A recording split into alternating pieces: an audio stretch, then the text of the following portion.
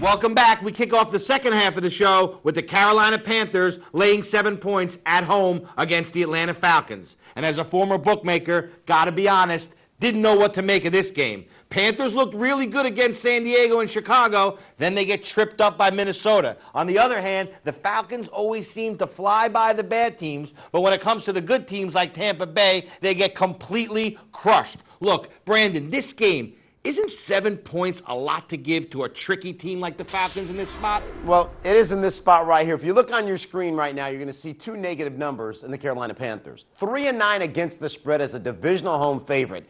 And if that number is more than 6, they're 1-5 against the spread. Not too good for the Carolina Panthers. Now, if this was the first really good defense that young Mr. Ryan had seen, maybe I'd go against those numbers and get on Carolina. But you know what? He already went into Tampa Bay. And although everybody in the world, Chris, will see a 24-9 final, Atlanta moved the ball better than people think in Tampa. This is an Atlanta team that beat up on a bad Detroit team when everybody drank the John Kitna Kool-Aid when Detroit went down there week 1 as a 3-point road favorite. This Atlanta team's playing really good football. I like what they're doing. I like what Ryan has shown me. And although I don't think he can play a perfect game to win this game outright, with Panthers' negative numbers, I'm going to grab the points. From the John Kitna Kool-Aid I like that line. to the Michael Turner chocolate milk. Steve-O, the fact is young teams like Atlanta tend to be very volatile, and their teams I like to label as being unpredictable. So in predicting the unpredictable, I'm going to say the Falcons can get drilled by a talented Carolina team.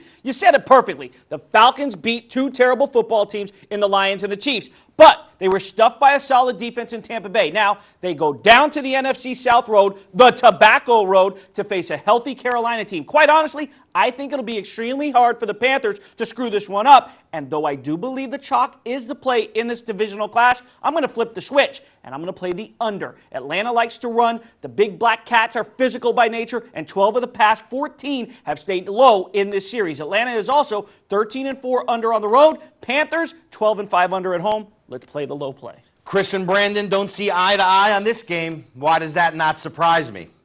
Our next game is an interstate rivalry, and it takes place in Ohio, where the winless Bengals are a 3-point favorite at home against the winless Browns. You know, guys, I'm just thinking to myself, how are both of these teams going to figure out a way to lose this one?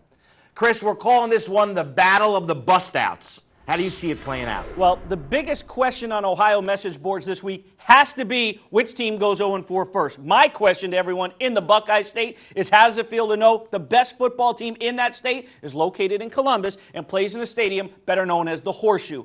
But, you know what, B? As poorly as both teams have played the season's first few weeks, I was actually impressed somewhat by Carson Palmer's semblance when his offensive line bothered to pass protect against the Giants. And if you remember how well Dallas blocked for Tony Romo against the Browns in the opening week, you can expect to see Palmer, who I know is dinged up, he's going to have more time to throw against a Browns defense that hasn't pressured the opposing quarterback all season. Derek Anderson has directed an offense that has scored just 2 touchdowns, ranks at the bottom of the league in every statistical category.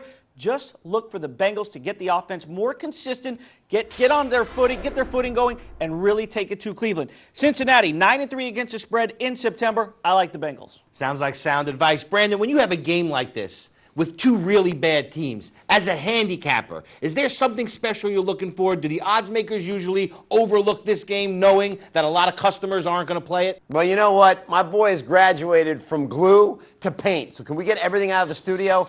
To mess around with the side in this game, you've got to be absolutely crazy. There's a reason why both these football teams are 0-3. And now Cleveland goes to switching quarterbacks where Brady Quinn might see some action. I've always said that when you start changing quarterbacks in the NFL this early in the year, your offense is going to struggle. And we know Cleveland has struggled to begin with. Now going into Cincinnati, they're going to struggle some more.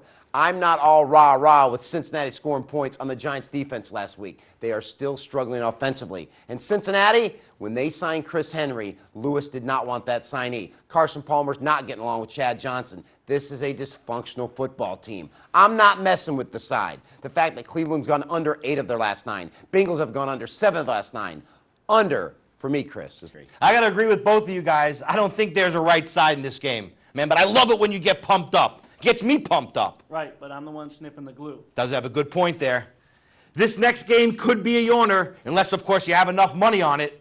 The 9-point favorite Denver Broncos visit the Show Me State to play the Kansas City Chiefs, who haven't shown anyone anything this season at all. Denver's coming off their most explosive offensive game this season, and I got to tell you, I don't know how this game stays close. Brandon, the whole world is watching. Make the cash registers ring. Oh my, how the mighty have fallen.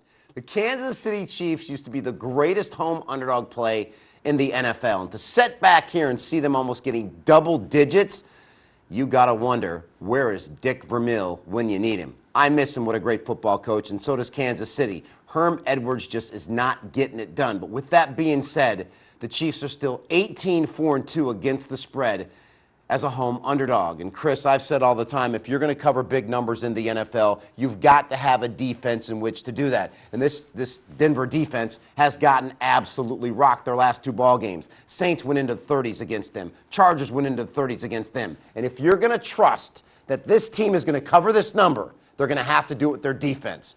2 words, Larry Johnson. Started to get off last week at Atlanta. Big running game here. Kansas City will figure out a way to cover this number. A divisional home dog catching close to 10 points here. Too good to pass up for me. But, Brandon, this is another state where the best team plays Division I football, not in the NFL. Honestly, I'd much rather watch Missouri with Chase Daniel play than the Chiefs or Rams. Kansas City can't seem to do anything right on either side of the ball, and this is the perfect opportunity for Jay Cutler to show us what he's made of. Listen, the Broncos dominated this series last season, winning and covering both by a combined score of 68-18, and the Chiefs are much worse this season. Look, for Cutler to easily dissect Kansas City's horrible defense and pick apart the secondary, I love Denver to get it done. And Selvin Young balances this offense out with his sleek running game. Brandon, I like this kid a lot. Kansas City has now used 3 quarterbacks in as many weeks. It has lost 12 straight games dating back to last season. Simply put, there is no other way to go with this game than play the Broncos. This is a rivalry game. As you mentioned, Denver has won 4 of the past 6 meetings, and it will be up to coming into Kansas City and getting the job done. Let me remind everybody, a few years ago, John Elway and the Denver Broncos went into Cincinnati at 13-0, laying 10. Lost the game outright. Keep an eye. More than a few years ago, John has been retired for quite some time. Well, this Herm Edwards, he's like a serial killer, the way he's killed every team that he's coached. That's true. We're deep into the 4th quarter of the show. Let's take our final timeout, and when we return, we'll be back with the marquee matchup. It's the best game on the board. Eagles-Bears. Don't go anywhere.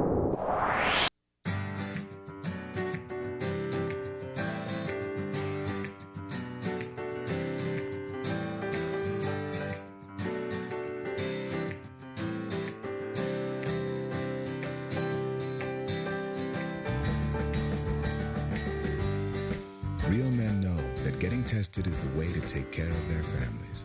That's why real men wear gowns. For a list of the tests you need, go to ahrq.gov. Hello, my name is Steve Buden, and I'm the CEO and president of the largest pick conglomerate in the world. While 99% of sports gamblers play well within their limits, there are many out there who don't and may have lost control. If you feel like your gambling is getting the best of you and has taken over your life, there's a number right here on the screen that you can call for help. You see, sports gambling is supposed to be exciting, but addiction, my friends, is no fun at all. So take it from the pros at Game Time Report, bet with your head and not over it. Personal foul? Inactive activities on a glorious day. Huh? Let's get out there and play! Sweet. Ooh, 3. When do I get to be in? Uh-oh. Hey, Reggie, frozen people can't talk. PLA. 1. An hour a day. I mean, there are lots of great play ideas online, but don't stay too long.